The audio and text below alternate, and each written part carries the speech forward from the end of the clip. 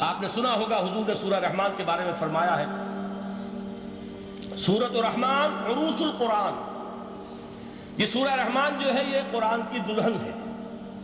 جیسے دلہن کو آپ خوشنما لباس پہناتے ہیں، آراستہ پیراستہ اس کو گہنے اور اس کو زیور پہناتے ہیں، تو جس طریقے سے سجاتے ہیں آپ دلہن کو، اللہ تعالیٰ نے ایک سورت قرآن مجید میں ایسی رکھی ہے سورہ رحمان کہ اسے خوب سجایا ہے۔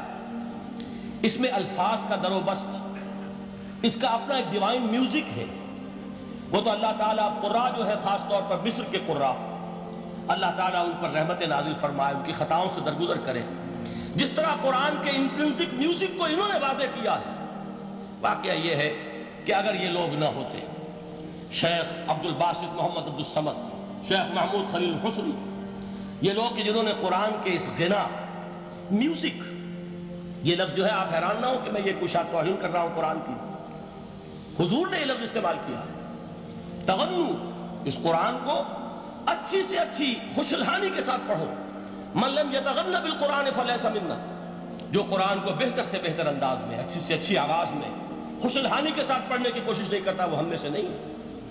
بلکہ ایک مرتبہ حضور رات کے وقت آپ گشت پر تھے اپنے ساتھیوں کے حالات معلوم کرنے کے لیے۔ حضرت ابو موسیٰ اشعری رضی اللہ تعالیٰ عنہ ایک صحابی ہیں، ان کے گھر کے پاس سے گزر ہوا، وہ رات کو تہجد پڑھ رہے تھے، کھڑے ہوئے کیف کے عالم میں قرآن تلاوت کر رہے ہیں۔ حضور کو بہت پسند آئی ان کی قرات، کافی دیر تک وہاں کھڑے سنتے رہے۔ اب انہیں کیا پتا کون سن رہا ہے، بالکل اسی طرح سمجھ لیجئے ایک بات یاد آئی ہے، حضور فرماتے ہیں کہ جس طرح کان لگا کر اللہ قرآن کو سنتا ہے کسی چیز کو نہیں سنتا۔ ہمیں نظر نہیں آتا نا، ہمیں معلوم نہیں، ہم قرآن پڑھ رہے ہیں تو سننے والا کون ہے؟ سب سے زیادہ کان لگا کر خود اللہ۔ یہاں اس لیے مجھے یاد آیا کہ ابو موسیٰ اشعری کو کیا پتا تھا کہ کون سن رہا ہے؟ وہ اپنی کیفیت میں نماز میں تہجد میں قرآن کی تلاوت کر رہے تھے، اور ظاہر بات ہے ان کے گھر ایکڑوں میں بنے ہوئے نہیں تھے، ایک ایک کمرہ، ایک ایک کوئی حجرہ، ایسے تو گھر تھے نا صحابہ کے، لہذا حضور پاس سے گزرے، آواز آئی، کافی دیر سنتے رہے۔ اس کے بعد آپ تشریف لے گئے، صبح فجر میں ملاقات ہوئی تو حضور نے تحسین کے انداز میں فرمایا، یا ابا موسیٰ انک قد اوتیت مزمارا من مزامیر آل داؤد، اے ابو موسیٰ تمہیں تو آل داؤد کے سازوں میں سے ایک ساز اللہ نے عطا فرما دیا ہے۔ جس طرح حضرت داؤد، لہن داؤدی مشہور ہے کہ جب وہ پچھلے پہر رات کو حمد کے ترانے الاپتے تھے، قرآن میں ہے کہ پرندے شامل ہو جاتے تھے ساتھ، اور پہاڑ وجد میں آتے تھے، پہاڑ بھی ان کے ساتھ شریک ہوتے تھے۔ تو جس طرح کا اللہ نے ان کو لہن عطا فرمایا تھا، حضور نے تحسین کے انداز میں فرمایا، ہے ابو موسیٰ اشعری اللہ نے تمہیں بھی آل داؤد کے سازوں میں سے ایک ساز عطا فرمایا۔ بہرحال قرآن مجید کا جو یہ میوزک ہے، قرآن کے الفاظ کا جو حسن ہے، جہاں تک حسن معنوی ہے وہ تو ہر لفظ میں ہے، لیکن یہ حسن ظاہری، حسن صوتی، حسن لفظی، یہ اپنے کلائمیکس پر آپ کو نظر آئے گا سورہ رحمان میں۔ لیکن قرآن میں یہ سورت اس اعتبار سے بھی ممتاز ہے، اس کی 4 آیات پر ذرا توجہ کریں گے، عجیب حقائق سامنے آئیں گے۔ جہاں یہ قرآن مجید کے حسن صوت اور حسن لفظی کی معراج ہے، وہیں اس کی پہلی 4 آیات میں 4 چوٹی کی چیزوں کا ذکر ہے، سب سے اونچی چیزیں۔ پہلی آیت کیا ہے؟ الرحمن، ایک آیت ہو گئی۔ رحمان کیا ہے؟ اللہ کا نام ہے۔ کبھی آپ نے غور کیا اللہ کے ناموں میں سب سے پیارا نام کون سا ہوگا؟ رحمان۔ کیوں؟ اس کا مادہ کیا ہے؟ رحمت۔ ہمیں سب سے بڑھ کر جس چیز کی ضرورت ہے وہ کیا ہے؟ رحمت خداوندی۔ نام اچھی طرح سن لیجئے اس حضور کے قول کو۔ حضور فرماتے کوئی شخص جنت میں مجرد اپنے عمل کی بنیاد پر داخل نہیں ہو سکے گا جب تک کہ رحمت خداوندی دستگیری نہ کرے۔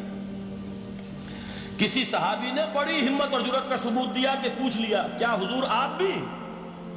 جب آپ نے فرمایا کوئی شخص داخل نہیں ہو سکتا جنت میں محض اپنے عمل کی بنیاد پر جب تک کہ رحمت خداوندی جو ہے وہ دستگیری نہ فرمائے۔ پوچھا گیا کیا آپ بھی؟ آپ نے فرمایا ہاں میں بھی۔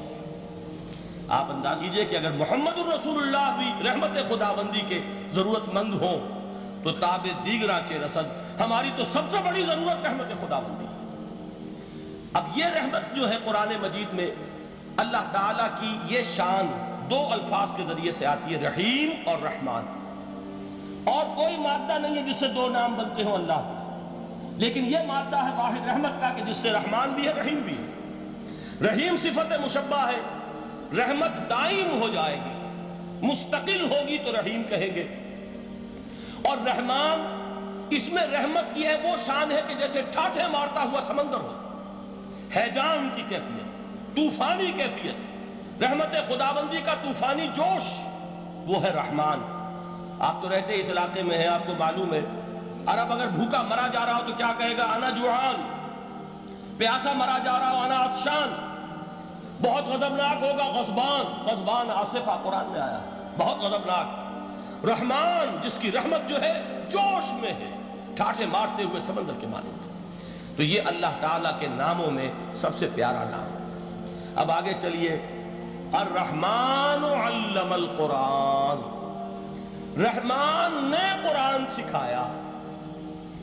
رحمت خداوندی کا سب سے بڑا مظہر، رحمان کی رحمانیت کا سب سے بڑا مظہر قرآن ہے۔ ان میں جو منطقی ربط ہے اس کو سمجھتے جائیے۔ اچھا آپ یہ سوچئے، جو علم بھی انسان کو حاصل ہوا وہ کس نے دیا؟ اللہ نے۔ سائنس کا علم کس نے دیا؟ اللہ نے۔ علم آدم الاسماء کلہا، وہ علم الاسماء جو حضرت آدم کو دے دیا گیا تھا ازل میں، یہ اسی کا ظہور ہے، یہ اسی کی ایکسفولیشن ہے جو ہو رہی ہے اور ہوتی رہے گی ابھی۔ اور دوسرے علم ہے وہ کس نے دی؟ اللہ نے دی۔ لا یحیطون بشیء من علمہ الا بما شاء، مخلوق میں سے کوئی اللہ کے علم میں سے کسی شے کا احاطہ نہیں کر سکتا مگر وہ جتنا اللہ دینا چاہے۔ لیکن یہ کہ تمام علوم میں چوٹی کا علم قرآن، نوٹ کرتے جائیے، چوٹی کی چیزیں جمع کیجیے۔ اللہ کے ناموں میں چوٹی کا نام رحمان، اللہ نے جو کچھ انسان کو سکھایا اس میں چوٹی کا علم قرآن۔ خلق الانسان، انسان کو پیدا فرمایا۔ سوال یہ کہ حیوانات کو کس نے پیدا فرمایا؟ آسمان کس نے پیدا کیا؟ زمین کس نے پیدا کی؟ فرشتے کس نے پیدا کیے؟ کیا مطلب خلق الانسان؟